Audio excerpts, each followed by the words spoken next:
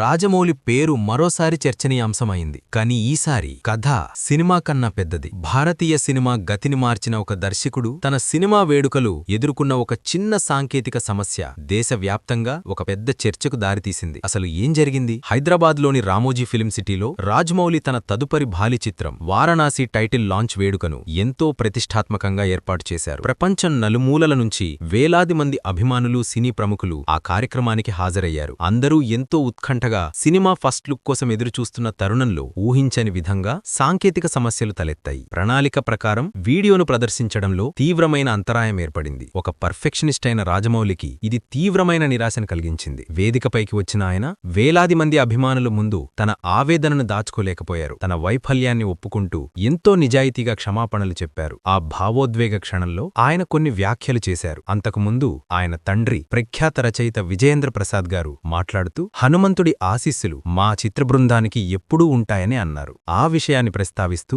రాజమౌళి, నాకు దేవుడిమీద అంత బలమైన నమ్మకం లేదు, మా నాన్నగారు హనుమంతుడు దారి చూపిస్తాడు అన్నారు. ఈ సమస్యలు మొదలవ్వగానే నాకు కోపం వచ్చింది. ఇదేనా ఆయన మాకు సహాయం చేసే పద్ధతి? తనలోని నిరాశను, ఆ క్షణంలో కలిగిన సందేహాన్ని బయటపెట్టారు. అంతటితో ఆగకుండా తన భార్య రమాగారికి హనుమంతుడిపై ఉన్న అపారమైన భక్తిని గుర్తు చేసుకుంటూ ఆమె దేవుడితో ఒక స్నేహితుడిలా మాట్లాడుతుంది. చూద్దాం, ఈసారి మా ఆవిడ హనుమంతుడైనా మమ్మల్ని కాపాడతాడేమో. ఆయన మాటల్లోని ఆవేదన, నిస్సహాయత అక్కడ ఉన్నవారికి స్పష్టంగా అర్థమైంది. కాని తరువాత ఈ వ్యాఖ్యలు వివాదాస్పదమయ్యాయి. రాజమౌళి వ్యాఖ్యలు హిందువుల మనోభావాలను దెబ్బతీశాయి అని ఆరోపిస్తూ రాష్ట్రీయ వానరసేన అనే సంస్థ హైదరాబాద్లోని సరూర్ నగర్ పోలీస్ స్టేషన్లో ఫిర్యాదు చేసింది. దీనితో ఈ వార్త దేశవ్యాప్తంగా వ్యాపించింది.